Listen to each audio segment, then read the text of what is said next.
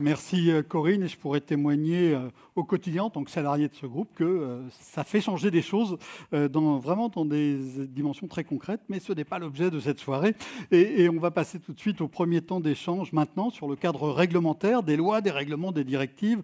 On croule dessous en matière environnementale et ce n'est pas fini. On va essayer d'y voir un peu plus clair avec deux avocats, deux professionnels du droit que j'appelle à me rejoindre sur scène, Patricia Savin et Charles Bobot.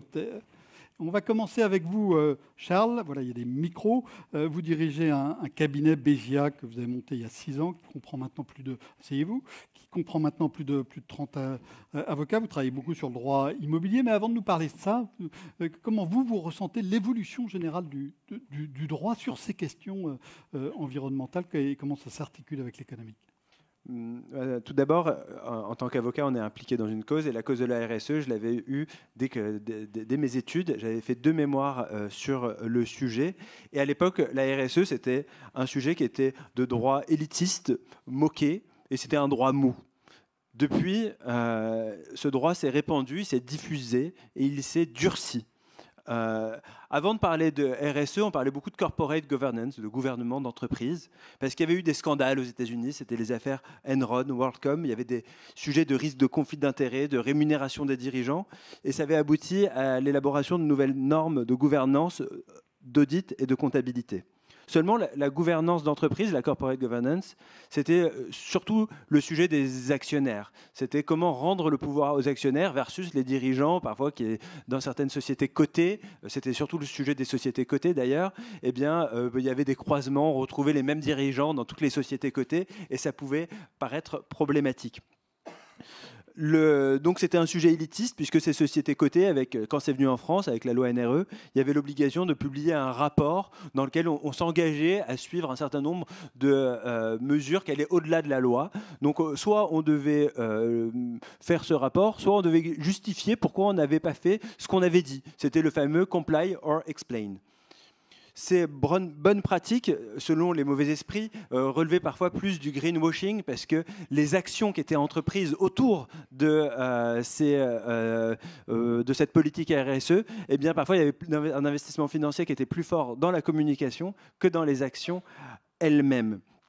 Même si cette critique originelle de la RSE se poursuit, ensuite, elle a évolué. On est passé du gouvernement d'entreprise à la RSE. Pourquoi? Parce que la RSE, c'est aller au-delà des seuls intérêts des actionnaires, parfois des fonds de pension qui pouvaient avoir des intérêts un peu court terme, vers l'intérêt des parties prenantes. Alors les parties prenantes, ça peut être les salariés, ça peut être l'environnement, ça peut être les sous-traitants, ça peut être les consommateurs. C'est très large. Et le sujet, il est devenu un sujet avec les jeunes générations. Et puis là, on le voit aujourd'hui encore plus dans cette période post-Covid. Les mentalités évoluent. Il y a plus seulement la loi NRE, mais il y a les DPEF, CSRD, il y a la loi Pacte. Tout ça, mon interlocuteur en parlera. Et le sujet de mon second mémoire, c'était sur les certificat d'économie d'énergie. On disait que pour ce qui est de l'avenir, il ne s'agit pas de le prévoir, mais de le rendre possible. C'est Antoine de Saint-Exupéry. Eh bien, en appliquant cette citation aux dangers prédits par la planète et le réchauffement climatique, eh bien, on a pris en application du principe pollueur-payeur des entreprises polluantes, eh bien, se sont retrouvées à devenir motrices pour favoriser des actions d'économie d'énergie. Donc, on a eu une évolution du droit et de la façon de prendre en compte ces questions qui est tout à fait impressionnante. Donc, on va parler maintenant de changements du cadre qui ont été tout à fait importants. Avec vous, Patricia Savin, vous avez un profil différent de celui de Charles. Vous travaillez chez DS Avocats, qui est un cabinet français d'un gros cabinet mondial. Vous dirigez le département environnement qui comprend 15 avocats. Et vous présidez aussi le réseau ORE, comme l'ORE de la forêt, qui associe des entreprises, des collectivités locales pour travailler sur ces questions, ce qui amène notamment à creuser l'économie circulaire, la biodiversité, d'autres thèmes importants. Et vous allez nous faire le point sur 3 textes récents, trois changements essentiels qui redessinent vraiment le cadre dans lesquels les entreprises doivent travailler, et en commençant par la loi Pacte. Donc là, on est en 2019. Oui, merci. Bonsoir à tous. Préalablement, en écho aux propos introductifs, je voudrais quand même rappeler qu'il n'y a pas que le climat. Nous avons 3 grands défis à relever collectivement, à savoir le réchauffement climatique, qui est adressé au niveau international par la Convention cadre des Nations Unies contre le changement climatique. Nous avons l'érosion de la biodiversité, 6e extinction des espèces. Pour comparaison, la 5e, c'était les dinosaures. Donc ça donne quand même une idée de l'ampleur de l'érosion de la biodiversité. Là, nous avons également un texte international avec la Convention sur la diversité biologique. Et puis, 3e grand défi à relever, qui est l'épuisement des ressources naturelles. Et là, pareil, au niveau international, nous avons une convention sur la déforestation et d'autres conventions. Donc ces 3 défis sont planétaires. Ces 3 défis sont adressés au niveau international avec des déclinaisons européennes, puis des déclinaisons nationales. Et là, je m'adresse aux chefs d'entreprise, je m'adresse aux juristes. Tous les textes qui sont aujourd'hui de droit positif en France ne tombent pas de nulle part et ont été quelque part annoncés au niveau international depuis très très très longtemps, depuis 1998 pour les plus importants. En revanche, ce qui se passe de façon très claire, et là je le vois en tant que praticienne du droit, c'est une accélération des contraintes, une accélération des contrôles, et plutôt, devrais-je dire, un renforcement des contrôles avec des sanctions sur des textes pas nécessairement nouveaux, des textes qui existaient depuis longtemps, mais une prise de conscience sociétale qui du coup se diffuse auprès des organes de poursuite, de contrôle et donc de sanctions. Ce qui fait qu'au niveau de la répression pour les instances en charge des poursuites, que ce soit administratives ou pénales, ou au niveau des sanctions pour les juges, on a changé de braquet, on a changé de paradigme. J'arrive à la loi Pacte, je vais quand même répondre à votre question. La loi Pacte, c'est une révolution. En 2019, lorsqu'elle a été publiée, je disais attention, on change de monde. On change de monde parce qu'on a touché au Code civil. Donc c'était le rapport Nota-Sénard qui avait dit on ne peut pas continuer si les entreprises ne sont pas des acteurs, non pas responsables au plan civil, pénal ou administratif, ça c'est une contrainte, mais que les entreprises deviennent responsabilisées. Et on les responsabilise en touchant au Code civil, qui est le sacro-saint code, hein. On n'est plus dans le Code de l'environnement, et on dit bien à l'article 1833 que les entreprises sont gérées dans leur intérêt social, ça c'est classique, avec le petit ajout, en prenant en considération leurs impacts environnementaux et sociaux. À l'époque, en 2019, on disait au secours, on ouvre une boîte de Pandore et on va voir tous les recours possibles parce que quelle activité est faite en prenant de façon réelle en considération les impacts environnementaux et sociaux. Donc, en tous les cas, c'est dans le Code civil, ça a été adopté et on ne peut pas faire comme si l'objet social était simplement de verser des dividendes aux actionnaires. Ce n'est plus possible. Premier point. Deuxième point, la loi Pacte, pareil, en petit curseur, mais qui n'est pas anodin, permet et a introduit dans le Code civil la notion de raison d'être. Alors, le groupe Les Échos a adopté sa raison d'être. De nombreux clients autour de moi adoptent leur raison d'être, qu'on peut mettre dans les statuts ou pas. Ça, c'est un choix. Ce qui est certain, c'est que l'intérêt d'adopter une raison d'être, c'est qu'elle doit se bâtir, cette raison d'être, avec l'ensemble des salariés de l'entreprise. Et ça crée un moment de cohésion avec un but commun au sein de toutes les parties prenantes d'une entreprise donnée. C'est un très bel exercice pour avoir accompagné des entreprises dans cette démarche. C'est très participatif et ça renforce la marque employeur, bien évidemment. Les jeunes, aujourd'hui, ce qu'ils veulent, c'est travailler, pas n'importe où et pas n'importe quelle condition. Donc une entreprise qui est dotée d'une raison d'être, eh bien, elle est un peu plus sociétalement, je dirais, concernée. Et puis je termine par le troisième élément important de la loi Pacte, qui est la possibilité de devenir société à mission. Donc une fois qu'on a adopté une raison d'être, qu'on la met dans ses statuts, on peut, si on le souhaite, devenir société à mission. Là encore, il ne faut pas le faire à la légère, parce que les sociétés à mission sont, par rapport à leur charte, contrôlées par un organisme tiers indépendant. Si on n'est pas totalement certain de pouvoir adresser et de pouvoir être totalement en phase avec la mission qu'on s'est assignée, moi, mon conseil, c'est dotez-vous d'une raison d'être, vivez cette raison d'être, voyez via des comités de suivi de la raison d'être si elle est bien intégrée par toutes les parties prenantes, et puis ensuite, le cran d'après, s'il est souhaité, devenir société à mission. Donc la loi Pacte, 3 bouleversements qui permettent aux entreprises d'être responsabilisées. Ce que vous disiez sur la responsabilité, ça me rappelait ce que J'avais entendu chez un chef d'entreprise qui s'appelle Brice Rocher, qui dirige Yves Rocher, et qui disait que la responsabilité, elle était sortie du champ de l'entreprise d'une certaine manière au 19e siècle. On a créé la responsabilité limitée, l'entreprise à responsabilité limitée, et c'était pour d'excellentes raisons, et ça a permis de faire des progrès considérables. Mais il dit un siècle et demi plus tard, il est nécessaire que cette responsabilité revienne, et ça n'est pas surprenant. Et puis un autre point sur l'entreprise, sur la raison d'être. On dit parfois que c'est du marketing. Moi, j'avais eu un témoignage d'un autre chef d'entreprise qui dirige une grosse entreprise ferroviaire française, je ne sais pas si vous voyez laquelle, et qui disait, on a réfléchi sur notre raison d'être. C'était évidemment la mobilité, mais c'était évidemment la mobilité propre. Et à partir du moment où on réfléchissait là-dessus, on s'est dit, il faut qu'on accélère notre programme de décarbonation de notre outil de transport, d'où l'acquisition de trains à hydrogène qu'ils ont accéléré suite à cette réflexion. Donc c'est à la fois très théorique, très participatif, mais ça a aussi des conséquences très concrètes tout de suite sur la gestion de l'entreprise. Si vous permettez, juste responsable, mais surtout responsabilisé. La différence est importante. Deuxième texte essentiel, donc là, 1 an plus tard, c'est la loi économie circulaire. La loi AGEC, en février 2020. Alors cette loi dite économie circulaire, là encore, vous allez croire que je suis une invétérée optimiste, mais je crois qu'il faut vraiment, parce que sinon on choisit son pont et ce serait dommage. La loi économie circulaire, elle bouleverse tout un système, que ce soit du producteur au consommateur. Elle invite vraiment à produire différemment, elle invite à consommer différemment, elle invite le producteur à devenir un acteur et le consommateur à devenir un consomme-acteur.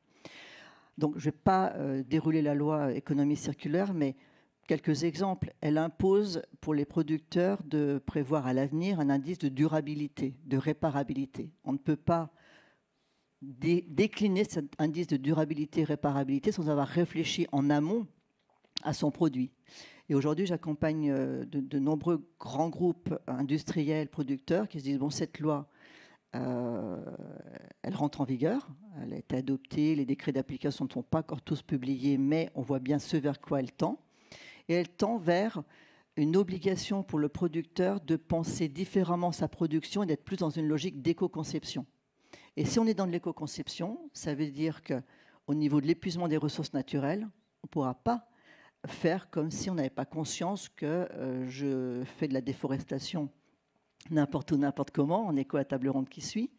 On ne pourra pas dire que je ne suis pas dans une logique de circuit court, etc. Donc ça oblige vraiment à repenser tout le modèle économique de production.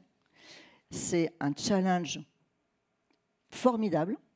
Les entreprises qui l'ont anticipé il y a quelques années, qui étaient dans l'éco-conception et qui du coup produisaient à un coût peut-être moins vendable que celles qui faisaient produire n'importe où, ont de l'avance aujourd'hui. Elles ont de l'avance et elles permettent de se prévaloir de cette logique de producteurs responsables. Mais produire sans qu'il y ait en face des acquéreurs qui pourront mettre le juste prix, ça ne sert à rien. C'est là où la loi économie circulaire elle est vraiment intelligente, parce qu'elle flèche l'achat du consommateur vers des produits qui pourront se prévaloir d'être dans une logique vertueuse vis-à-vis du climat, de la biodiversité ou des ressources naturelles. C'est ce que je disais tout à l'heure avec l'indice de durabilité, réparabilité. Et on voit que ça marche. L'électroménager avec les étiquettes A, B, C, D, E, l'électroménager en étiquette A, en général, il est plus cher. Sauf que le consommateur sait qu'il va se retrouver dans la consommation quotidienne. Et il va vers ce type d'achat. Donc, il y va soit par intérêt, je dirais, financier, en disant, bon, j'investis, mais je m'y retrouve, soit par éthique ou morale ou ce que vous voulez. Et tant mieux s'il y a une convergence, et peu importe la motivation, je dirais. Parce que le producteur vertueux, s'il n'a pas ses consommateurs, au bout d'un moment, le business model, il ne tient pas. Donc, c'est produire différemment, consommer différemment. Et c'est une loi, je vous invite vraiment, si vous n'êtes pas plongé dedans, s'il y a des industriels dans la salle, regardez-la vite. Parce que ce n'est pas du jour au lendemain qu'on change son mode de production et qu'on est en capacité de se prévaloir d'un produit qui répond aux exigences d'aujourd'hui pour le monde de demain. troisième texte essentiel, Patricia, c'est un texte, celui-là qui vient de l'Europe. Charles y faisait allusion, c'est le CSRD, la directive sur le reporting de durabilité des sociétés, donc adoptée l'an dernier, qui va entrer en vigueur à partir de 2024. Alors là, ça a un peu été évoqué dans le cadre de l'introduction, tout ce qui tourne autour du reporting extra-financier. C'est vraiment intéressant parce que nous, on a accompagné, lorsque la loi Nouvelle Régulation économique a été publiée, une entreprise qui disait « Mon Dieu, il faut faire un reporting extra-financier, qu'elle plaît ». 1, je ne sais pas ce qui se passe dans mes sites de production. 2, je n'ai pas le temps. Mais 3, je suis obligé. Donc, étant obligé, on avait détaché une avocate dans l'entreprise en question. Ça avait vraiment été perçu comme un pinceau, une obligation, vous l'avez un peu évoqué, confrère. Ça se voit qu'il y en a qui ont autre chose à faire que du business et des choses sérieuses. Donc là, nous étions dans le reporting extra-financier qui était un exercice un peu liste de courses. Voilà, ma consommation d'eau, ma consommation d'énergie, mon turnover, etc. C'était un exercice un petit peu sans odeur ni saveur, mais obligatoire. Après, nous sommes passés à la DPEF, déclaration de performance extra-financière. Là, la DPEF, c'est déjà un peu plus intelligent, puisqu'on partait du modèle d'affaires de l'entreprise. Autour de ce modèle d'affaires, on dit quels sont mes impacts principaux et comment je vais réduire mes impacts identifiés par rapport à qui je suis, par rapport à mon modèle d'affaires. Et du coup, je vais le publier. Je vais faire cette déclaration de performance extra-financière. Exercice beaucoup plus intéressant, beaucoup plus intelligent, avec, comme toujours, des dérives potentielles sur quelque chose qui est peut-être de plus en plus... je brode et je tourne autour du modèle d'affaires. D'où la CSRD, qui a essayé de prendre le meilleur du reporting extra-financier, le meilleur de la DPEF, pour être un peu plus... on muscle un petit peu plus les choses. Et surtout, on va vers une convergence plus affirmée du financier et de l'extra-financier. Alors, je suis au cabinet, nous sommes organisme tiers indépendant, donc on fait des vérifications, des déclarations de performance extra-financière pour rendre un avis de sincérité et de conformité.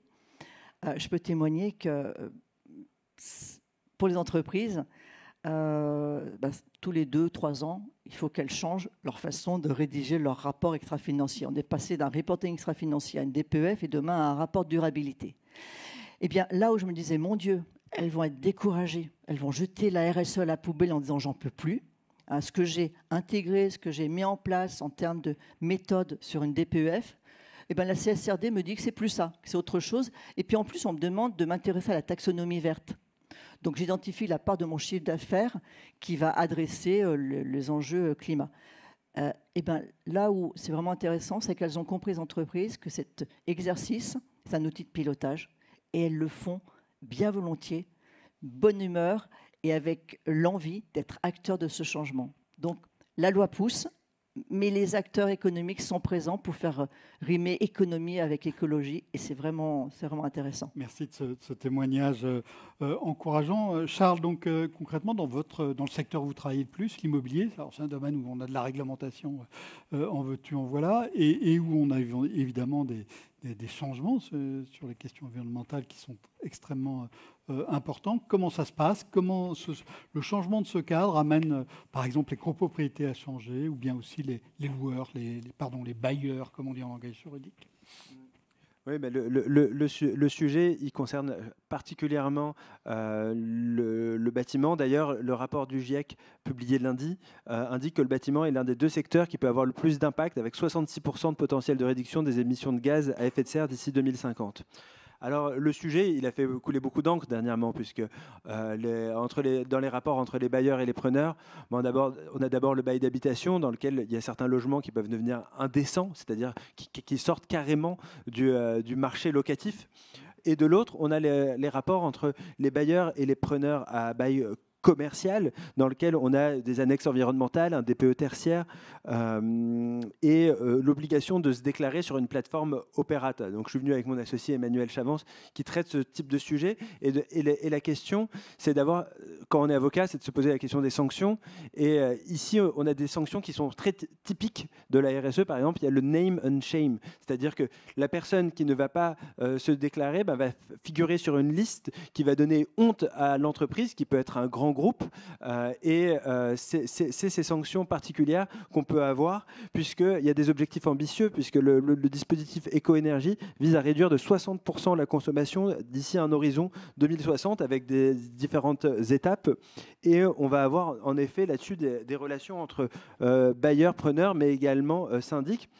Je rappelle juste en matière de bail d'habitation, d'ici 2034, tous les logements, on parlait de notes tout à l'heure, tous les logements qui sont classés E, F ou G au terme de diagnostic de performance énergétique, donc, seront sortis du marché de la location, ce qui est assez troublant dans une période dans laquelle on manque de logements. Il y a beaucoup d'observateurs qui indiquent que le logement, c'est la bombe sociale à retardement, et qu'il va falloir véritablement avoir toute une industrie qui se mobilise en matière de rénovation énergétique pour faire face aux défis, parce que il y a beaucoup d'acteurs qui forcément demandent des décalages, des changements de date, mais on ne peut négocier avec le climat, c'est ce que répondent en permanence les différents intervenants politiques. Donc voilà en ce qui concerne les bailleurs et les preneurs. J'avance sur la copropriété. Peut-être les promoteurs maintenant. D'accord. En matière de promotion, de droit de la construction, c'est ce que je vous indiquais à l'instant. On a une bombe sociale à retardement avec des prix qui ont explosé avec le coût des matériaux et l'envolée des taux. Pour autant, on a des organismes qui se mobilisent. Il y a le CNR Logement, avec Véronique Bédac de Nexity et Christophe Robert, le patron de la Fondation Abbé Pierre, qui font en sorte que les nouvelles exigences en matière de RE 2020, qui succèdent à la réglementation thermique 2012, puissent être adaptées dans cette filière logement. Et dans cette filière, on se rend compte au final que ce soit les bailleurs, les preneurs, mais également les maîtres d'ouvrage et les promoteurs, ils vont bien au-delà de ce que ces normes. Il y en a beaucoup qui ont pris de l'anticipation par rapport à ces sujets. On va de plus en plus sur une vision long-termiste. En copropriété, on a des syndics qui ont des obligations de faire des plans pluriannuels de travaux sur 10 ans. Et aujourd'hui, ce que je veux dire, c'est que la valeur verte, ce n'est pas seulement un coût quand on achète dans un immeuble en copropriété, quand on est bailleur, quand on est preneur. On s'intéresse à cette valeur qui vient véritablement ne plus seulement être un objectif, mais qui donne la valeur au logement. Et donc, en tant qu'avocat, d'inciter, de participer, d'éclaircir ces règles, c'est notre mission pour s'impliquer dans la RSE de demain. Merci. Donc, à la fois un cadre théorique, mais aussi des exemples très, très concrets que vous nous avez donnés l'un et l'autre, et je vous en remercie. Nous avons le temps de prendre une ou deux questions de la salle. Hop.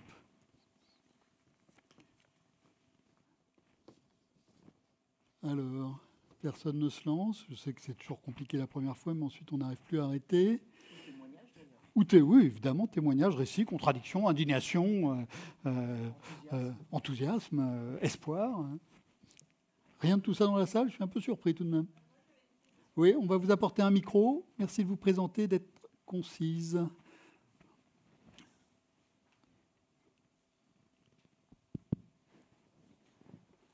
Bonsoir à tous. Je m'appelle Claire Laporte, je suis avocate associée chez Grenier Avocats.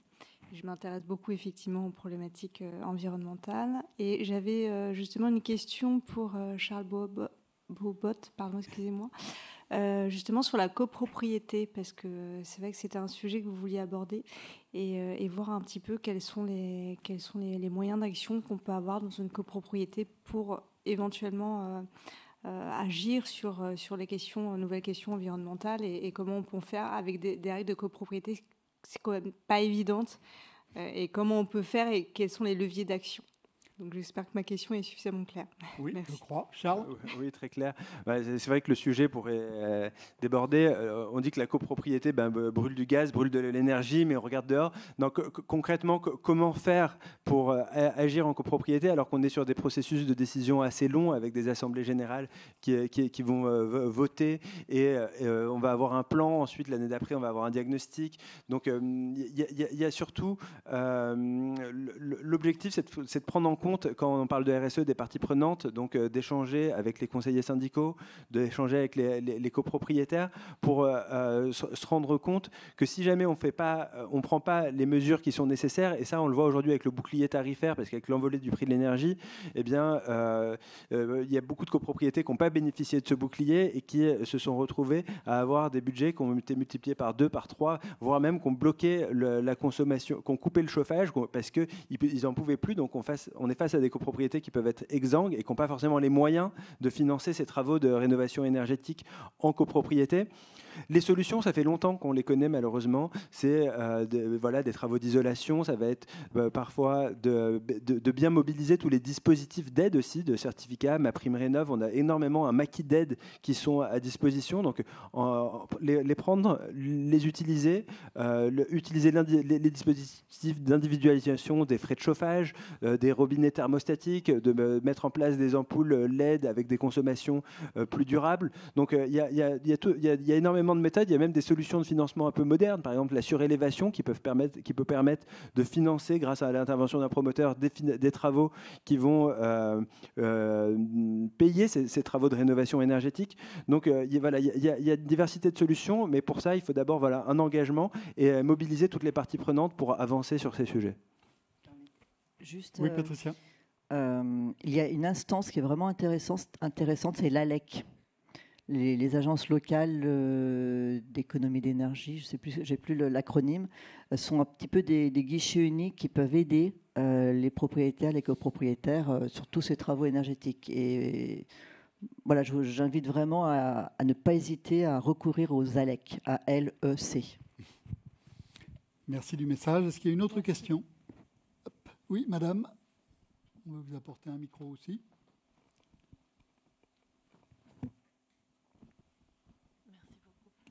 Oui, bonjour, Cécile Ternoir, avocate au cabinet Fidal et j'accompagne les entreprises en droit social.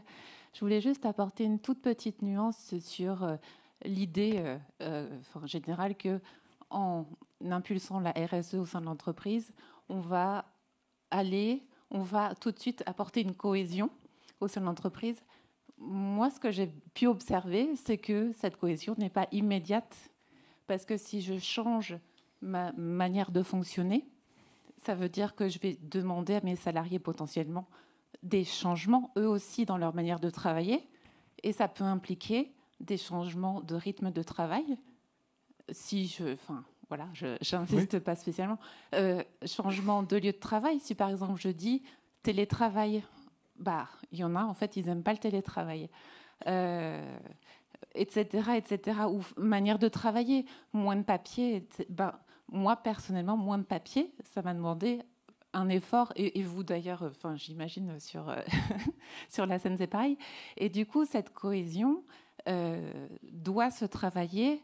Et vous, consoeurs, vous évoquiez le fait que le virage prend du temps et doit s'anticiper. Et je suis d'autant plus d'accord que la cohésion se construit et peut prendre un temps fou. Je pense à une entreprise, moi, ça fait 18 mois qu'elle essaye.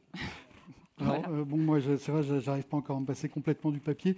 Patricia, est-ce que vous voulez nuancer la nuance brièvement? Non, je suis totalement en phase avec vous. Tout à l'heure, quand je parlais de cohésion qui peut être trouvée autour du sujet RSE, je pensais surtout au travail pour identifier une raison d'être. Et ça prend bien 1 an à 1 an et demi. Et c'est là où, de fait, les entreprises peuvent réussir à faire adhérer les parties prenantes vers des changements de comportement, de façon d'être au travail, qui, effectivement, il peut y avoir une résistance au changement selon les générations qui doit être accompagnée. Sinon, c'est un conflit social. Ne pas imposer de changements RSE trop brutaux. Je suis totalement en phase avec vos consoeurs. Bien. Eh bien, merci Patricia, merci Charles de vos éclairages. Je pense que vous pouvez vous aussi les remercier.